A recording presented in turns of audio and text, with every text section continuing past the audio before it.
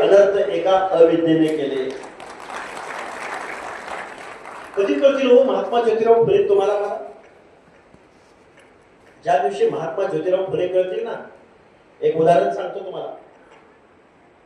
या भारत देशाला स्वातंत्र्य द्यायचं होतं. इंग्रजांचं राज्य या देशावरती होतं. महाराज इथे संस्थानिक म्हणजे आताचे आमदार, खासदार, जागीरदार, वतनदार, कारखानदार, दरकदार आहेत ना, या सगळ्यांचे पूर्वज संस्थानिक ज्यांनी 400-500 वर्षाचं लिटरेचर या महाराष्ट्रामध्ये डॉमिनंट कास्ट म्हणून, राज्यगतीत जमात म्हणून इथल्या बहुजनांवरती ज्या लोकांनी शोषण केलं, त्यांचे वारस किंवा त्यांचे पूर्वज इंग्रजांना काय मागत होते माहितीये का महाराज? इंग्रजांना मागत होते आमची गडी टिकली पाहिजे, आमचा किल्ला टिकला पाहिजे, आमचं वतन टिकलं पाहिजे, आमचा राज्याभिषेक सोहळा टिकला पाहिजे, आम्हाला छत्रपती म्हटलं जातं, हे छत्रपती पद आम्हाला. अरे छत्रपती कुणाला म्हटलं गेलं? छत्रपती राजा शिवाजीला म्हटलं गेलं. रयतेचा राजा छत्रपती शिवाजी महाराजांना छत्रपती म्हटलं गेलं. ज्यावेळी रयतेचा राजा छत्रपती शिवाजी महाराजांना छत्रपती म्हटलं जात होतं, त्यावेळी हे छत्रपती पद दुसरं कुणाला लावलं जात होतं का? त्या शब्दाचा आद आणि आदर किती मोठा आहे. ज्या रयतेचा राजा छत्रपती शिवाजी महाराजांच्या स्वराज्यासाठी 18 पगड जातीच्या माणसांनी जीवाची कुर्बानी केली. जेव्हा महाले, शिवा काशी, बेहरजी नाईक, किती माणसांची, तानाजी मालुसरे, आता सगळी माणसं सांगायची म्हटलं तर हिरोजी इंदलकर, किती किती माणसांची नावं सांगायची. शिवाजी महाराजांच्या स्वराज्याच्या पडळकर साहेब जिव्यांना छत्रपती शिवाजी महाराजांच्या स्वराज्याचं जे तोरण बांधलं, ज्या तोरणा किल्ल्यावरती, तो तोरणा किल्ला कुणाचा होता? धनोजी धनगर नावाच्या गवळी धनगराचा तो किल्ला होता. तो त्याचा तो टक्का कुणाला दिला जायचा? बादशाला, आदिलशहांना दिला जायचा. त्याचा टॅक्स आत्ताच्या भाषेमध्ये तो धनोजी धनगर म्हणला छत्रपती शिवाजी महाराजांना. आता ही इतिहासात नाही, इतिहासाच्या पानावर तुम्हाला ते बघायला मिळणार नाही. आपला इतिहासच लिहिला नाही. इतिहास वाचायचं म्हणलं की 200, 300, 400 वर्षापूर्वीचा. पण त्याच्या अगोदर खंडोबा म्हणजे कोण? बिरोबा म्हणजे कोण? धुळोबा म्हणजे कोण?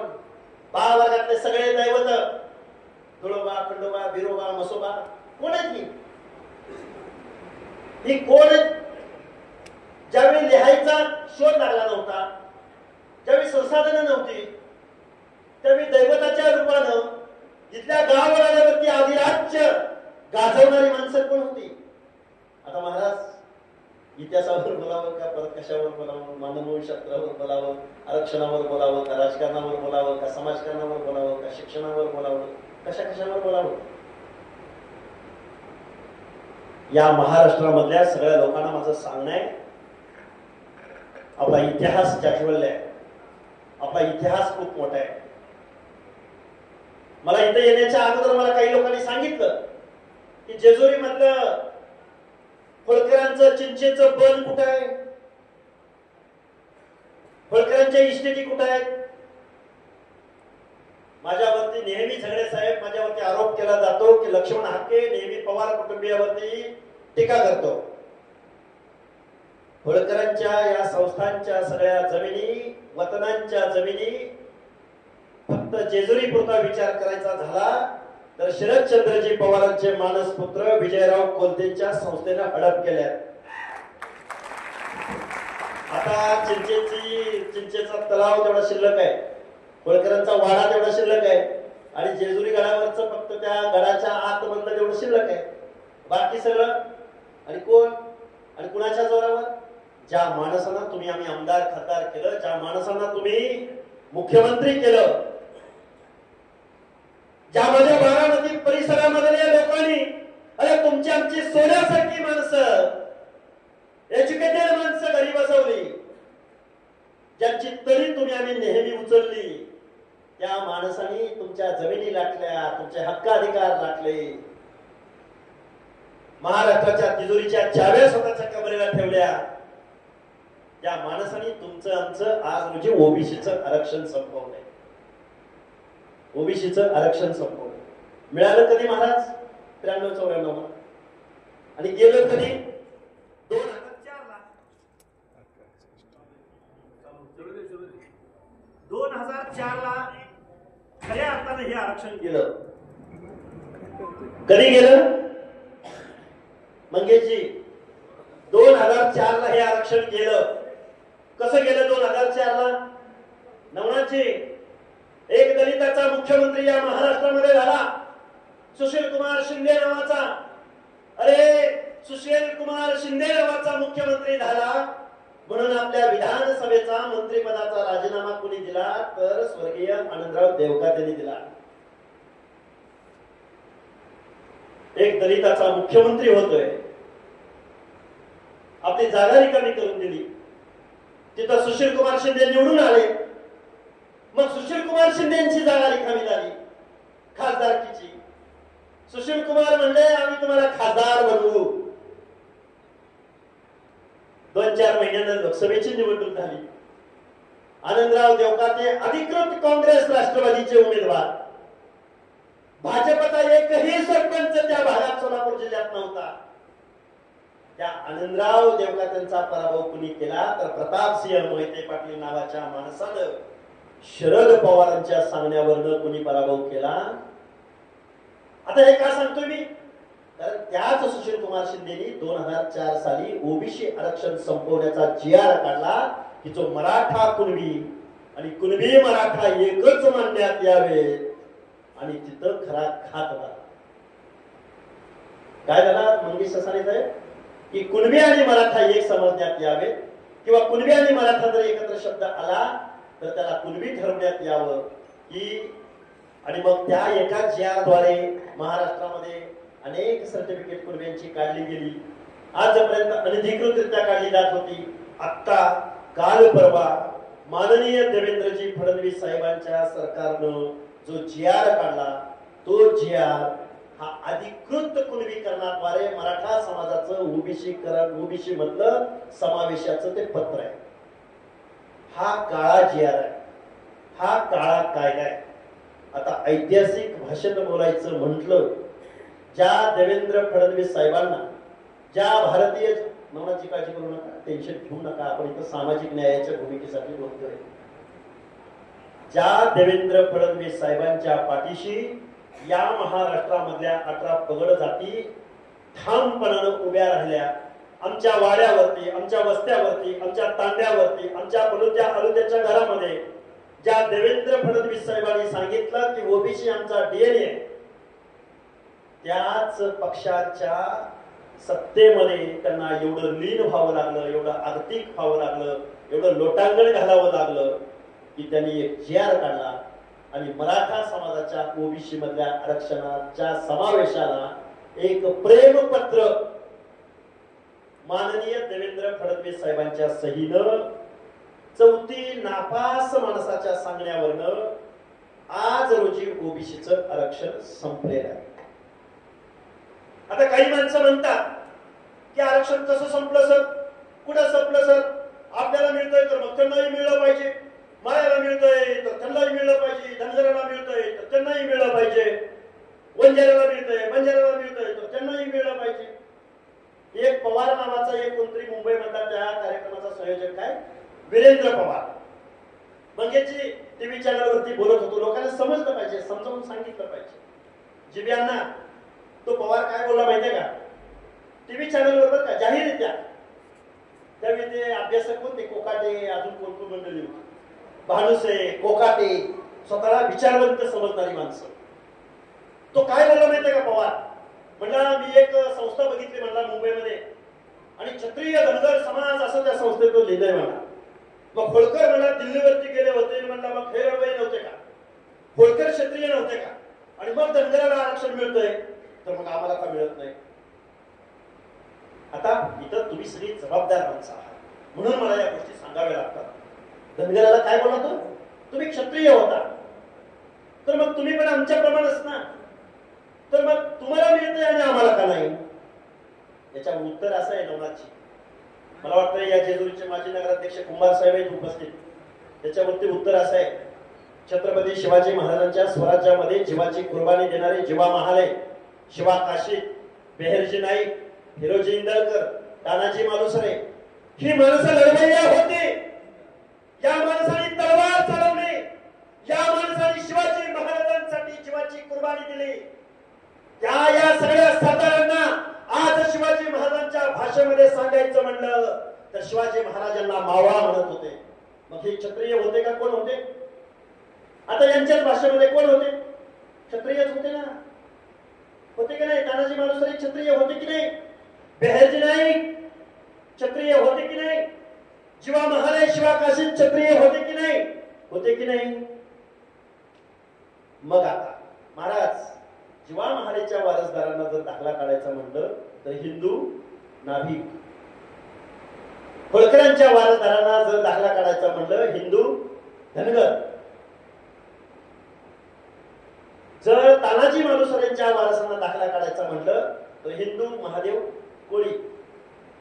म्हणजे आमची जात लिहायची वेळ आली त्यावेळी आमच्या जाती आम्हाला चिकटल्या, आणि तुमची जात लिहायची वेळ आली त्यावेळी हिंदू मराठा. हे कसं काय? या महाराष्ट्राच्या भूमीमध्ये हजारो वर्षाच्या कालावधीमध्ये ज्यांनी गावच्या पाटलापासून, गावच्या पॅनल प्रमुखापासून, गावच्या सोसायटीच्या प्रमुखापासून महाराष्ट्राच्या मुख्यमंत्री पदापर्यंत या महाराष्ट्रामधला मान सन्मान स्वाभिमान ज्यांनी स्वतःच्या हातामध्ये ठेवला, तीच माणसं आज म्हणायला लागलेत आम्ही मागास झालो, आम्ही मागास झालो. आम्हाला ओबीसीचं काय? ओबीसी म्हणजे हरी नरके साहेबांच्या भाषेत सांगायचं म्हटलं तर ओबीसी म्हणजे काय? ओबीसी हे नामकरण नाही, BC backward classes. Backward classes म्हणजे काय? मागास वर्ग. हिंदीमध्ये काय? पिछडा वर्ग. मग आता मागास वर्ग म्हणून जर आम्ही बलुते आलुते आणि भटक्या विमुक्त जाती जमाती असू, मग आता आमचा जरांगे पाटील म्हणतो आम्ही मागास झालो, आम्ही मागास झालो, आमची गरिबी आली, आमची पोरं रस्त्यावर आली, आता मी तुम्हाला नोकरी देणार, आता आपल्या लेकरा बाळांचं काही खरं नाही, आता आपल्या लेकरा बाळांना सत्यात वाचवायचंय. अरे जरांगे पाटील, गावगाड्यामधल्या बलुत्या अलुत्यांना, भटक्या विमुक्त जाती जमातींना आरक्षणाचं एक बेसिक तत्व आहे. सांगतो अपिलिंग भाषेमध्ये, साध्या भाषेमध्ये सांगतो. मुख्यमंत्री महोदय, आमच्या हरी नरके साहेबांच्या भाषेत तुम्हाला सांगायचं म्हटलं तर आमच्या संविधानाचं तत्व हे आहे की आरक्षण हा गरिबी हटावचा प्रोग्राम नाही. आरक्षण ही प्रतिनिधित्वासाठी दिलं गेलंय. जर गरिबी हटावचा प्रोग्राम असता तर माझ्या एससी आणि एसटी बांधवावरती आजही झोपडपट्ट्यामध्ये राहायची वेळ आली नसती. आजही जंगलामधल्या आदिवासी बांधवांना पक्क घर भेटलेलं नाही. आरक्षण हा प्रतिनिधित्वाचा कायदा आहे. ज्या गावगाड्यामधल्या लोकांना गावच्या ग्रामदैवताच्या गाभाऱ्यामध्ये प्रवेश इथल्या व्यवस्थेने नाकारला, ज्या गावगाड्यामधल्या बलुत्याला अलुत्याला त्याच्या व्यवसायावरनं त्याचा सामाजिक दुजाभाव झाला ज्या माणसांच्या बाबतीमध्ये. अरे एखादा कुंभाराचा माणूस असेल, 2025 साल आहे, एखादा नाभिकाचा माणूस असेल, एखादा गावगाड्यातला परटाचा माणूस असेल, आजही ज्या फुले शाहू आंबेडकरांनी या महाराष्ट्रामध्ये जन्म घेतला, या देशाला समतेचं तत्व दिलं, संविधान दिलं, कायदा दिला, मानवता दिली, बंधुता दिली, त्या फुले शाहू आंबेडकरांच्या महाराष्ट्रामध्ये नाभिकाला 1 लाख रुपयाची योजना आजपर्यंत इथलं गव्हर्नमेंट देऊ शकलं नाही. माझ्या धोबी परीट समाजाच्या माणसाला 1 लाख 2 लाख रुपयाची योजना आजपर्यंत इथलं सरकार देऊ शकलं नाही. आजपर्यंत कुंभार समाजाच्या माणसाला किती ब्रासला रॉयल्टी माफ आहे? कोण आहे का? आपला कुठे गणेश कुठे आहे? किती रॉयल्टी माफ आहे? 500 ब्रास. अरे काय उपकार, राजा उदार झाला आणि काय 500 ब्रासला रॉयल्टी माफ. मी खूप अतिशयोक्त म्हणून सांगत नाही बरं का. भटक्यांची काय परिस्थिती ते सांगतो थोडक्यात. महाराज, आमचं भांडवल काय? आमचा एखादा पोरगा इंजिनियर झाला, डिप्लोमा धारक झाला आणि बँकेत कर्ज मागायला गेला तर बँक त्याला पहिल्यांदा तारण मागते. एक भटक्या विमुक्ताचं पोरग बँकेमध्ये कर्ज मागायला गेलं, त्याला तारण विचारलं, त्या पोराने तारण काय सांगितलं? पोरग शिकलंय, डिस्टिंक्शन मिळवले, मार्क्स चांगले मिळवले, म्हणला आड मेळ आणि 12 फुट. कळलं का तुम्हाला? कळलं का गावाकडच्या माणसांना? आड मेळ आणि 12 फुट. भटक्या विमुक्ताच्या पोराकडे तारण काय होतं बँकेत द्यायला? आड. आड म्हणजे त्या पालाचं आड, मेळ म्हणजे इकडे एक मेढी आणि तिकडे एक मेढी. आड 2 मेढी आणि 12 फुट हे माझ्याकडे तारण आहे. आणि हे तारण सस्टेन कसं आहे? उचल पाल आणि पुढच्या गावाला चाल. 10 ते 12 दिवसाच्या पलीकडं आजही आम्हाला गावच्या एखाद्या गावामध्ये 12 दिवसाच्या पलीकडे राहण्याचं परवानगी नाही. आता तुम्ही म्हणा काय बोलतोय, कसलं बोलतोय? हे झालं भटक्याचं, हे झालं बलूच्या आरोग्याचं. ही माणसं सामाजिक न्यायाच्या प्रतीक्षेमध्ये. मग आता तुमच्यामध्ये भांडण लावलं जातं. जरांगी नावाचा माणूस म्हणतो माळ्यांनी खाल्लं, धनगरांनी खाल्लं, वंजारांनी खाल्लं, बंजारांनी खाल्लं, मायक्रो घटकापर्यंत पोहोचूच दिलं नाही. माझ्या इथं बलूच्या आरोग्यामधली सगळी माणसं इथं उपस्थित आहेत. मला यांना जबाबदारीनं सांगायचंय, नवनाथजी तुम्ही माणसांनी पुढे येऊन पर्याय दिला नाही म्हणून या माणसांना अशी भाषा सुचते. अरे गावाला आलता बलता मायक्रो घटक आहे म्हणून त्यांना नाही मिळाला आजपर्यंत. आजपर्यंत बेड्या रामोशाचा एकही आमदार महाराष्ट्राच्या विधानसभेत अथवा विधान परिषदेत गेला नाही. आजही बेलदार वडार समाजाचा माणूस महाराष्ट्राच्या विधानसभेत विधान परिषदेत गेला नाही. पण आजही देशाच्या लोकसभेमध्ये धनगराचा एक खासदार जाऊ शकला नाही. आता गावातला कुंभार, गावातला परीट, गावातला धोबी त्याला वाटू शकतं मंगेची आमच्या गावात एक घर आहे, आमचा कसा आमदार होईल? आमचा नाही झाला. पण गावच्या गाव धनगराचे जिब्यांना गावच्या गाव धनगराचे एकही लोकसभेमध्ये. आणि तुम्हाला काय पाहिजे? एसटी त्या संसदेमध्ये. अरे ज्या सुभेदार मल्हारराव होळकरांनी दिल्लीच्या तख्तावरती 3 राजांना बसवलं, 3 बादशाहांना. जे रायसीना हिल्स आहे, जे संसद भवन आहे, जे राष्ट्रपती भवन आहे, ते कोणाच्या जागेवर आहे माहिती आहे? ते होळकरांच्या जागेवर आहे. आणि ते संसद भवन नवनाथजी तुमचा हा संकल्प असला पाहिजे. त्या देशाची लोकसभा वाट बघते की मल्हारराव होळकरांचा एखादा वारस महाराष्ट्रामधनं देशाच्या संसदेमध्ये निवडून कधी येतोय, कधी येतोय, कधी येतोय. कसं जाईल बरं? माझ्याच ताटात वाढ, माझ्याच ताटात वाढ, माझंच आरक्षण. प्रवर्गाची लढाई कुणी लढायची? गावाला आरोग्याच्या एखाद्या माणसाला तुम्ही हे विचारू नका की तू पहिल्यांदा चल पुढं. नाही येणार तो. गावात एक घर आहे, तो जर ओबीसीच्या प्रश्नावर बोलायला लागला तर त्याचं पहिल्यांदा गावातलं घर काढलं जाईल. त्याच्या मनामध्ये जोपर्यंत तुम्ही विश्वास निर्माण करणार नाही की आम्ही ओबीसी म्हणून एक आहोत, ओबीसीच्या एका बांधवावर जर अन्याय होत असेल तर गावगाड्यातले सगळे आम्ही ओबीसी म्हणून त्याच्या पाठीशी ठामपणे उभे राहू. हा विश्वास कधी निर्माण होईल? गावगाड्यातल्या सगळ्या लोकांना एकत्रित करून तुम्हाला आम्हाला सगळ्या लोकांना पुढे घेऊन जावं लागेल. हे अनुत्याचं आरक्षण आहे. पण देवेंद्रजी फडणवीस साहेब मला तुम्ही एक सांगा, ठीक आहे मनोज जरांगेच्या सांगण्यावरनं तुम्ही ओबीसी मध्ये आज मराठा बांधवांना सामील केलंय. एकही माईचा लाल तुम्ही ज्यांना आमदार केलं, तुम्ही ज्यांना खासदार केलं, तुम्ही ज्यांना मंत्रिपदावर पोहोचवलं, एकही माईचा लाल या सरकारच्या विरोधामध्ये बोलायला तयार नाही. आमचे भुजबळ साहेब किती बोलतील, किती संघर्ष करावा त्यांनी, एकही आमदार बोलायला तयार नाही. अरे जर मराठा बांधव जर ओबीसी मध्ये आला आणि जर उद्या एखाद्या सरपंच पद ओबीसी साठी राखीव राहिलं तर आमचा एखादा कुंभार, आमचा एखादा सुतार, आमचा एखादा लोहार माणूस त्याच्या स्पर्धेमध्ये टिकेल? पोलीस भरती निघाली, एमपीएससी ची एक्झाम आहे, मी जबाबदारीने बोलतोय. एमपीएससी अरे मिलिटरीचं पोलीस भरतीचं सोडून द्या. Maharashtra public service commission Ajitdada Pawar उगाच नाव नाही घेत मी तुमचं. अजितदादा पवारांच्या कमरेला तिजोरीच्या चाव्या आहेत. महाज्योतीला पैसे देत नाही. मंगेची ससाणी आणि आम्ही गिरगावच्या समुद्रामध्ये उड्या टाकल्या. अरे नाही ऐकलं अजितदादा पवारांनी. आपल्या जातीच्या साथीच्या पोरांना मात्र त्यांच्या अकाउंटला 10 लाख रुपये जमा केले. पण महाज्योतीच्या माध्यमातून ओबीसीच्या पोरांनी 4-5 आंदोलनं केली.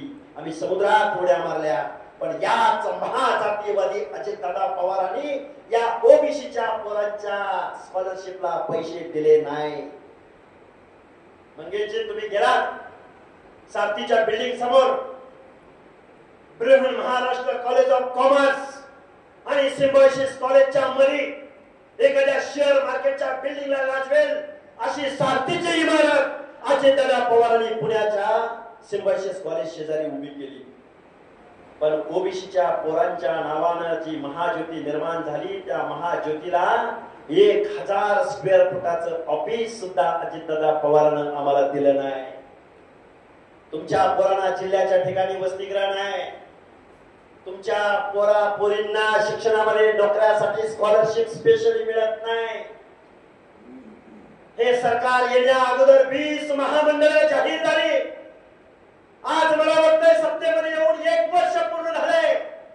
आजही या बलुतेदारांच्या महामंडळाला अध्यक्ष या सरकारकडे मिळाला नाही. बजेट मिळायचं लांब. महाराष्ट्राचं सानप साहेब जिब्यांना तुम्ही कायदा जाणणारी माणसं आहात.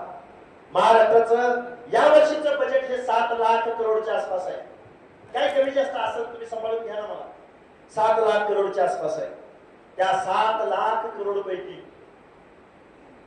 ध्यान देऊन ऐकायचं सगळ्यांनी. 7 लाख करोड पैकी म्हणजे 100% पैकी धरू आपण.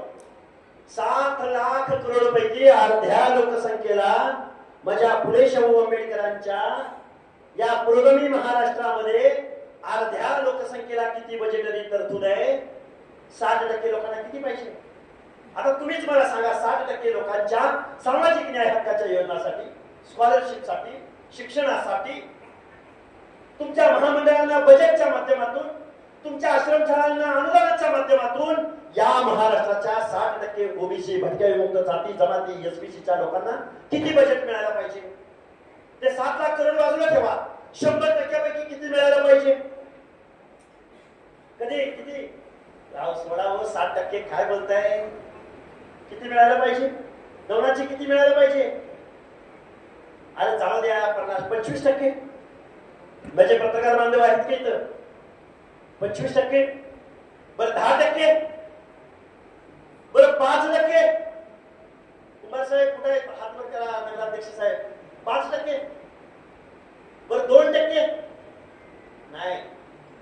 आजपर्यंतचा दरवर्षी फेब्रुवारी महिन्यामध्ये जे या महाराष्ट्रामध्ये बजेट सादर होतं त्या बजेटमध्ये फुले शाहू आंबेडकरांच्या नावानं, आपल्या पगड जातीच्या नावानं ज्याने ज्याने राज्यकर्ते जमात म्हणून इथं काम केलं त्या माणसाने इथल्या ओबीसीच्या सामाजिक न्याय हक्काच्या प्रश्नासाठी 1% पुढे बजेटरी तरतूद केली नाही. हे 1% परत कशात आहे ते पण इसकाटून सांगतो. 1% आश्रमशाळांची अनुदान, ती कुणाची? भटक्यांची. विजयंतीच्या स्कॉलरशिप, मॅट्रिकोत्तर शिष्यवृत्ती, मग पुण्यश्लोक अहिल्यादेवी शिर्डी महामंडळाला 5-10 कोटी. किती? 5-10 कोटी प्रशासकीय खर्चावर खर्च होतात. त्या डिझेलला, त्या महामंडळाच्या अध्यक्षाच्या गाडीच्या डिझेलला पैसे मिळत नाही. जाहिरात तर सोडा, लय लांबची गोष्ट. आणातच नाही तर पोह्यात कुठून येणार? मी ज्या बारामतीच्या बॅकग्राऊंड वरून बोलतोय, मी ज्या पवारांवरती टीका केली, मगाशी मला कुणीतरी सांगितलं की होळकरांच्या जमिनीतल्या लाटल्या कोणी, भूखंड माफिया कोण आहे ते सांगायची गरज नाही. अरे रयत शिक्षण संस्था ज्या कर्मवीर भाऊराव पाटलांनी शोषिताच्या, वंचिताच्या, पीडिताच्या, दीनदलिताच्या घरामध्ये शेवटच्या घटकामध्ये माझ्या शिक्षणाची गंगा पोहोचली पाहिजे म्हणून या महाराष्ट्रामध्ये एक जैन समाजाचा माणूस, उच्च वर्णीयामधला माणूस, दीनदलित प्रत्येकाच्या घरामध्ये शिक्षणाची गंगा घेऊन जात होता, त्या माणसाची संस्था म्हणजे रयत शिक्षण संस्था. त्या रयत शिक्षण संस्थेचा बायलॉज असा होता की रयत शिक्षण संस्थेचा अध्यक्ष या महाराष्ट्राचा मुख्यमंत्री जोही कोणी असेल तो या महाराष्ट्राचा मुख्यमंत्री या रयत शिक्षण संस्थेचा अध्यक्ष असेल. जिबियांना तुमच्या बारामतीच्या पवारांनी कर्मवीर भाऊराव पाटलांच्या रयत शिक्षण संस्थेच्या बायलॉज मध्ये खाडाखोड केली आणि रयत शिक्षण संस्थेचे हयात अध्यक्ष कोण झाले तर शरदचंद्रजी पवार. वाईट वाटतं मला या वयात त्यांच्यावर टीका करायला. पण आता टीका कुणावर करायची? कुणावर करायची टीका? जाचकावर करायची, चितोळ्यावर करायची, कुणावर करायची? हा, जे सत्तेवर बसले त्याच्यावरच करावं लागेल ना. कारण तुम्ही लढायचं विसरून गेला, तुम्ही ओबीसी बांधवांना एकत्र करायचं विसरून गेला, तुम्ही पंक्तीला बसून माझ्या ताटावर माझ्या नवनाचे नाही. पंक्तीला बसलोय तर पंक्तीमध्ये शेवटच्या घटकापर्यंत डॉक्टर बाबासाहेब आंबेडकरांनी सुग्रास असा स्वयंपाक बनवलाय. तो स्वयंपाक आहे. आपण पंक्तीला बसलो गावात, जोपर्यंत शेवटच्या माणसाच्या ताटामध्ये जोपर्यंत वाढप्या पोचत नाही तोपर्यंत आपण जय हरी विठ्ठल म्हणत नाही. हे तुमच्या आमच्या महाराष्ट्राचं वैभव आहे. अरे पण या पवार पाटील देशमुख मंडळींनी मत मागायची वेळ आली. फुले शाहू आंबेडकरांचा महाराष्ट्र मत मागायची वेळ आली आणि तुम्ही आम्ही गुलामी रक्त पिळली. तुम्ही होळकर विसरले, तुम्ही महात्मा ज्योतिराव फुले विसरले, तुम्ही डॉक्टर बाबासाहेब आंबेडकर विसरले आणि तुम्ही दादा पोत्यावर बसलो होते. दादा वालगाला आणि खाली पोत्यावर बसून जेवून गेलं. साहेब आलत आणि मला कारखान्याचं काय केलं, चेअरमन नाही का, संचालक केलं. काय गुलामी, किती गुलामी. तुम्हाला काय तुमच्या हातात दिलंय, आम्हाला आरक्षण द्या आणि आम्हाला आरक्षण द्या, आम्हाला आरक्षण द्या आणि आम्हाला आरक्षण द्या. तुम्ही 50-60% आहात. तुम्ही मायक्रो नाही, तुम्ही मेजर आहात. डॉक्टर बाबासाहेब आंबेडकरांना जातीची संघटना करता आली असती ना. बाबासाहेबांनी क्लास निर्माण केले, क्लास. ओबीसी, एससी, एसटी, विजयंती. का हो, बाबासाहेबांना जातीच्या संघटना निर्माण करता आल्या नसतात? आणि बाबासाहेबांना स्वतःच्या जातीपुरतं काही करता आलं असतं का नसतं? का हो, 18 पगड जातीच्या हिताची भाषा ज्या महामानवानं या भारत देशामध्ये बोलली, त्या महामानवानं तुम्हाला सांगितलं होतं राज्यकर्ती जमात बनायचंय, तुम्हाला शासनकर्ती जमात बनायचंय. असं सांगितलं का शासनकर्ती जमात बनायला? कारण महामानव डॉक्टर बाबासाहेब आंबेडकरांनी तुमच्या आमच्या मताला लाख मोलाचा अधिकार दिला. गावातल्या ऊसतोड मजुराच्या मेंढपाळाच्या मताला जेवढी किंमत, तेवढीच टाटा बिर्ला अंबानीच्या मताला सुद्धा तेवढीच किंमत. अरे गावोगावामध्ये जर तुम्ही आम्ही सगळे एकत्रित आलो, क्लास म्हणून एकत्रित आलो, संविधानाचं संरक्षण करायचं असेल, तुमचा आमचा प्रतिनिधी महाराष्ट्राच्या विधानसभेत जायचा असेल, लोकसभेत जायचा असेल आणि तुम्ही जर एकत्रित आला तर जरांगे नावाचा चौथी नापास माणूस माझ्या बाबासाहेबांच्या संविधानाला चॅलेंज करू शकला असता का? तुम्ही आता परत एका विषयाकडे तुम्हाला, काल परवा सुप्रियाताई सुळे उत्कृष्ट संसदपटू, मी त्यांना उत्कृष्ट संसदपटू म्हणत नाही, मी त्यांना निकृष्ट संसदपटू म्हणतो. निकृष्ट. शरद पवार साहेबांच्या घरात जन्माला आल्या आणि सोन्याचा चमचा घेऊन खासदार झाल्या आणि आम्ही येण्या गबाळ्यांनी मतदान केलं. रांगा लावून लावून लावून आमच्या गावातलं लीड का माझ्या पुत्रातलं लीड, माझ्या मातातलं लीड का माझ्या, नाही नाही नाही नाही, 10 आलं आमच्या पुढं चुकीचं झालं तर काय होईल? अरे वाघासारखी माणसं तुम्ही, वाघासारखी माणसं, गावाच्या गाव तुमची. तुम्ही एकत्रित आला ना, आता काय बोलावं, किती बोलावं? विजयादशमीचा कार्यक्रम आहे. त्या सुप्रियाताई सुळेंनी काल परवा उत्कृष्ट संसदपटू म्हणून ज्यांना पुरस्कार मिळाला त्यांनी आरक्षणाबद्दल अक्कल बाळगली. तुम्ही आरक्षणाकडे काय भावनेनं पाहता? सुप्रिया सुळे आदल्या दिवशी बोलल्या आणि महाराष्ट्राचा उपमुख्यमंत्री अजितदादा दुसऱ्या दिवशी बोलला. कशावरनं? आर्थिक गरिबाला आरक्षण मिळावं. अरे गरिबी येती जाती, पण एखादा बेरड समाजाच्या घरात पोरगा जन्माला आला आणि त्याने करोड रुपये जर कमवलं तर त्याची जात जात नाही. एखाद्या माझ्या नवबौद्ध समाजातला तरुण कलेक्टर झाला आणि घरावरचं पत्र काढून त्याला स्लॅब टाकला तर त्याची जात नाही कलेक्टर झाला तरी. अरे हाय रे, सरकारचा जावई आहे, आरक्षणाच्या माध्यमातून कलेक्टर झालंय.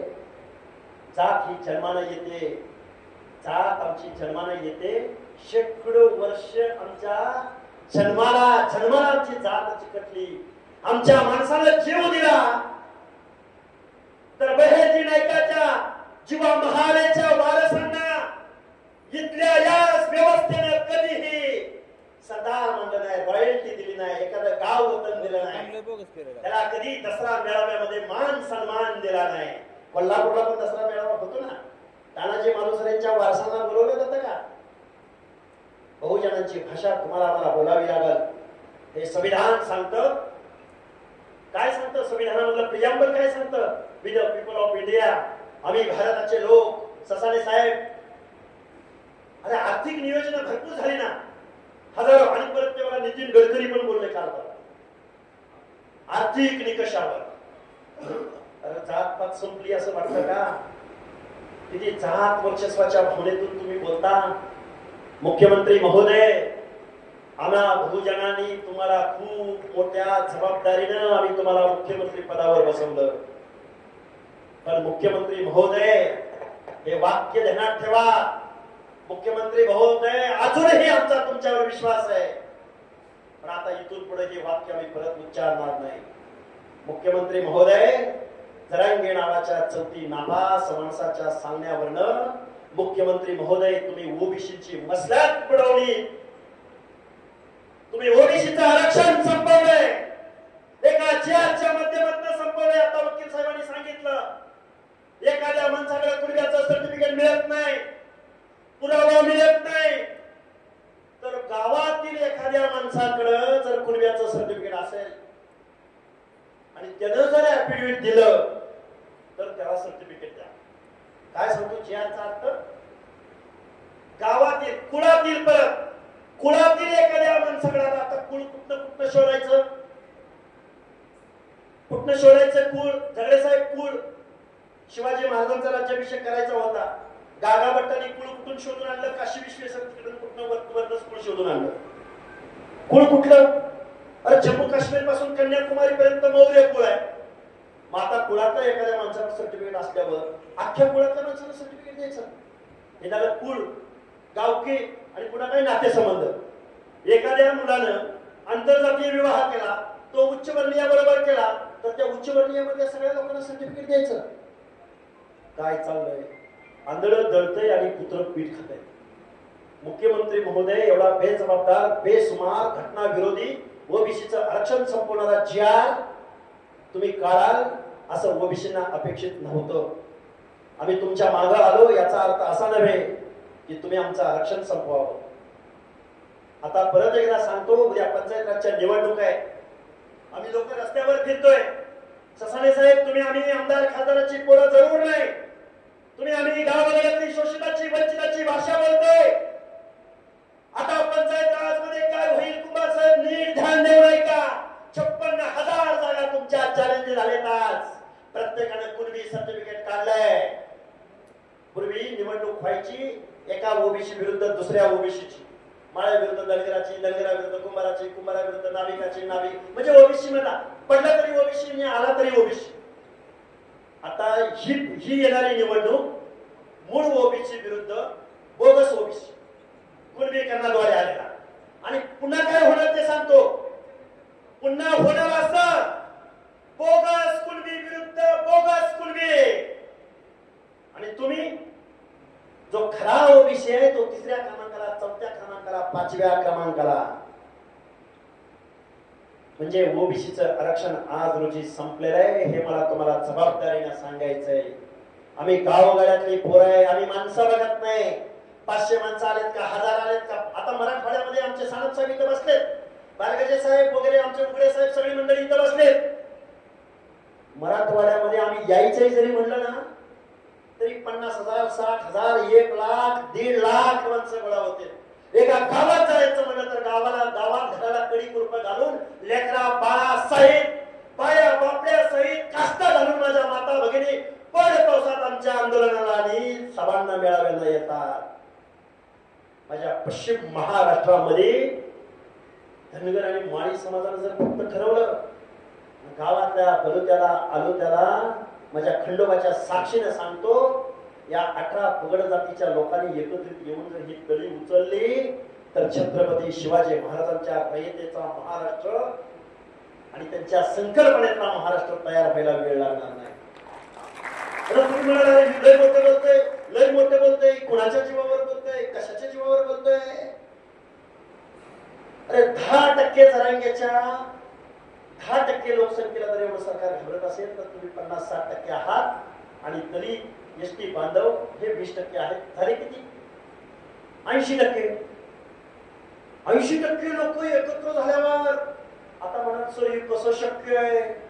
पवार साहेब, सुप्रियाताई, अजित दादा, रोहित पवार, सुनेत्रा वैदी, पुन्हा कोण तो यशवेंद्र पवार, पुन्हा कोण पार्थ पवार, पुन्हा कोण जय पवार. आणि तुम्ही आम्ही जन्म कशाला घेतलाय? मत द्यायला. आणि ह्यानी जन्म कशाला घेतलाय? वायनरी कारखाना. काय चाललंय काय? तुम्ही म्हणाल ना पवार नाही बोलते, पवार नाही बोलते, पवार नाही बोलते, बोला मला. त्याशिवाय तुम्हाला शत्रू दाखवल्याशिवाय तुम्ही लढाईच करत नाही. तुमचं नुकसान काय झालं हे सांगितल्याशिवाय तुम्ही उतरतच नाही. आता किती बोलावं? खूप मी आता कन्क्लुजनकडे येईल. माझी तुम्हाला सगळ्या लोकांना हात जोडून कळकळीची विनंती आहे की तुम्ही सगळ्या लोकांनी उद्याच्या पंचायत राजच्या निवडणुकीमध्ये खरा ओबीसी चालवा. 2 पावलं नवनाथजी, 2 पावलं बापूराव, 2 पावलं मागे यायचं. काय आहे पंचायतीमध्ये? झाला सरपंच, झाला पंचायत मेंबर, शाळेचं पत्र बसव, गटारीतली घाण काढ आणि लाईटीचा बल बसव. आणि पुन्हा लईच चांगलं काम करतोय म्हणलं की भावकीत भांडण. अरे लग्नाला गडी जात नाही, गाव एकाच जाती पण भावकीत पाहुण्याला वेळात आडनावात भांडण. महाराष्ट्राच्या विधानसभेमध्ये तिजोरीची चावी ठेवल्या आणि त्या तिजोरीची चावी नेहमी कुणाकडे आहे तर ती पवार कुटुंबियाकडे आहे.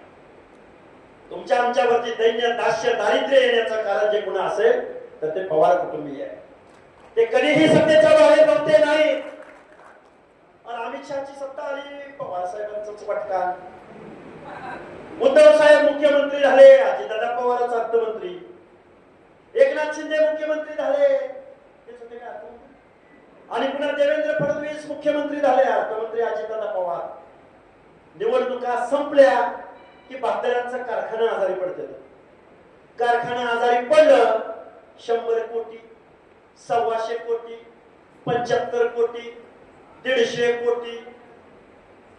आणि तुमच्या आमच्या आश्रमशाळाला स्कॉलरशिपला पैसे नाहीत मिळणार.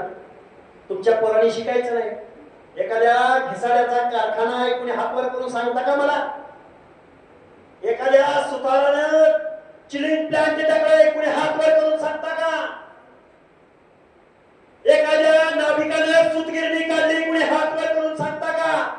आणि हे झाले म्हणून ते आलो ते आपण बहुसंख्येने असणाऱ्या धनगर, माळी, वंजारी असं एखादा दुसरा अपवाद मला हातवर करून सांगता का कारखाना काढला? जिब्यांना सांगा बरं तुमचे कारखाने किती? आईच्यानं सांगायचं. महाराष्ट्रामध्ये तुमचे कारखाने किती सांगता? त्यामुळं तुमच्या आमच्यात फूट पाडायचे ना. अरे मायाने धनगराने वंजाराने खाल्लंय, तुम्हाला काही मिळूच दिलं नाही. अरे 1% बजेट दिलंय तुम्ही आजपर्यंत. काय खाल्लं असेल लिंगायतानं? काय खाल्लं असेल वंजारानं? माझी गावगाड्यामधल्या ओबीसींना माझी हात जोडून कळकळीची विनंती आहे. तुमचं आरक्षण आज रोजी केलंय, हे आरक्षण वाचवायला फुले शाहू आंबेडकर परत जन्माला येणार नाहीत. तुम्हाला परत या महामानवाचे विचार डोळ्यासमोर ठेवून तुम्हाला रस्त्यावर उतरावं लागेल. तुमच्या हक्क अधिकाराचं हे आरक्षण वाचवावं लागेल. इथल्या राज्यकर्त्या लोकांना विस्थापितांचा लढा आणि बघा हो माहिती का दिल्लीमध्ये अरविंद केजरीवाल नावाचा माणूस होता. एमपीएससी करणारी पोरं त्यांना विधानसभेची तिकीट दिली त्यांनी. स्पर्धा परीक्षेची पोरं अभ्यास करायला आलेल्या पोरांना तिकीट दिली, ते आमदार झाले. पंजाब मध्ये महाराष्ट्रापेक्षा वाईट परिस्थिती पंजाब मध्ये होती. पंजाब मधल्या एका घराच्या बाहेर आमदारकी खासदारकी कधी जात नव्हती. सगळ्या लोकांना पराभूत करून तो मान नावाचा मुख्यमंत्री तिथं त्यांनी दिला की नाही. गावगाड्यामध्ये तुम्ही आम्ही बहुसंख्येनं आहोत, मायक्रो नाही तर मेजर आहोत. ओबीसीचा हा कॉन्सेप्ट आपण सत्यात उतरूया. माझ्या आज जेजुरी गडावरती या दसरा मेळाव्याच्या निमित्तानं नवनाथजी, बापूराव, तुम्ही सगळ्या लोकांनी हा जो संकल्प सोडला, आपण या मल्हार चरणी, खंडोबाच्या चरणी आपण तळी उचलूया आणि 18 पगड जातीच्या एकीची हात देऊया. आता काही म्हणाल हे काल्पनिक आहे, हे कुठं सत्यात येतं का, ह्यांचं काय आहे, हे कुठं होत असतं का. अरे काशीराम नावाच्या माणसानं काय कारखाने होते का, त्यांच्याकडे पैसे होते का. नोकरदार वर्गाने त्यांच्या पाठीशी ठामपणे उभं राहण्याचा निर्णय घेतला आणि कुठं पॅम्पलेट छाप, कुठं काय छाप, कुठं सभा घे, कुठं काय कर. त्या उत्तर प्रदेशमध्ये 4 वेळा मुख्यमंत्री बनवण्याचं काम त्यांनी केलं. काय आपण खाली कर्नाटकमध्ये सिद्धरामय्या आहे, त्यामुळे खूप काही बोलता येण्यासारखं आहे, खूप काही बोलू शकतो. सभेमध्ये वेगळं बोलावं लागतं. माझ्या पत्रकार बांधवांना माझं सांगणं आहे, तुम्ही सभेमध्ये वेगळं बोलावं लागतं, बाईटमध्ये वेगळं बोलावं लागतं, डिबेटमध्ये वेगळं बोलावं लागतं. आता तुम्ही ठराव मांडलेले आहेत ना, माझे जिल्ह्याचा ठराव तर आहेच. अरे आपण सत्तेमध्ये जाऊ, आपण युनिव्हर्सिटी उभ्या करू. अहो राजर्षी शाहू महाराजांच्या नावानं मायावती मुख्यमंत्री झाली, त्याच वेळी तिथं युनिव्हर्सिटीला नाव दिलं गेलं ना राजर्षी शाहू महाराजांचं. डॉक्टर बाबासाहेब आंबेडकरांना भारतरत्न पुरस्कार कुणी दिला? भारतरत्न पुरस्कार विश्वनाथ प्रताप सिंग नावाच्या माणसानं दिला.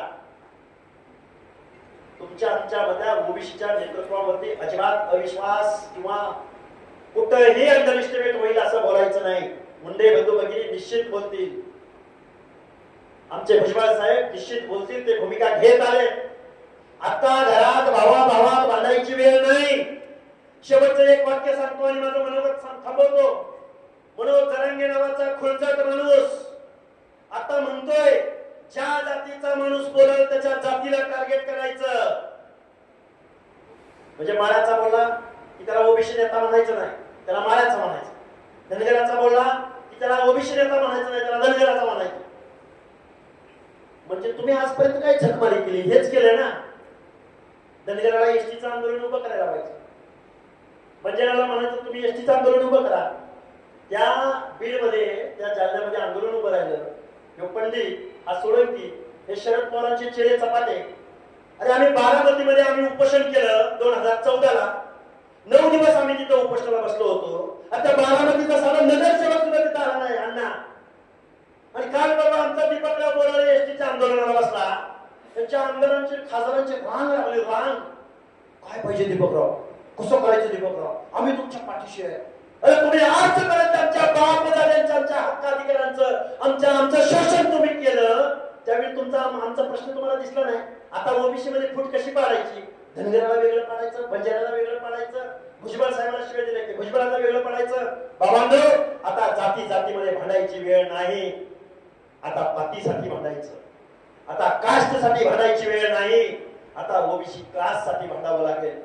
डॉक्टर बाबासाहेब आंबेडकरांच्या स्वप्नामधलं तुमच्या आमच्या सर्वांच्या हक्क अधिकाराचं संविधान वाचवावं लागेल. खूप काही बोलता येण्यासारखं आहे.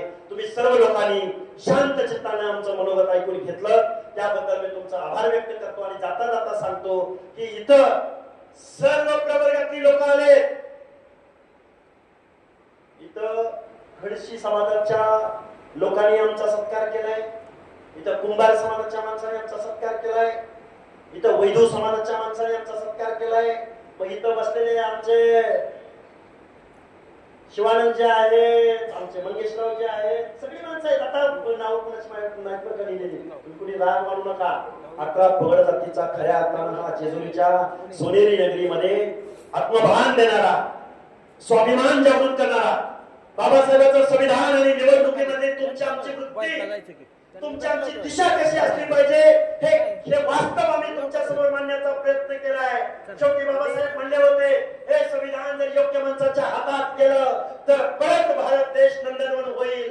पण हेच संविधान जर जातीयवादी लोकांच्या पावण्या रावड्यांच्या हातामध्ये गेलं तर इथल्या दीनदलितावरती ओबीसी वरती परत भीक मागायची वेळ येईल असं डॉक्टर बाबासाहेब आंबेडकरांना म्हणायचं होतं. आता इथल्या राज्यकर्त्या लोकांनी तुमचं आमचं काय केलंय हे तुम्हाला आम्हाला सगळं माहिती आहे. तुम्ही सगळ्या लोकांनी शांत चित्ताने बोलायचं होतं वेगळंच बरं का. लई इतिहास सांगायचा होता, दुर्दर्शन फायबर सांगायचा होता, खूप पशुपालकांनी काय केलं ते सांगायचं होतं, संस्कृती सांगायची होती. भव्य मेळावा अहो पुढच्या वर्षीचा मेळावा दसऱ्याचा हा सभागृहात नाही,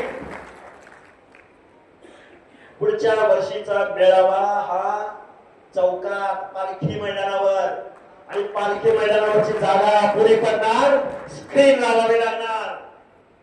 अरे जेजुरीच्या खंडोबाच्या नगरीमधला हा मेळावा आहे असा तसा अजिबात नाही.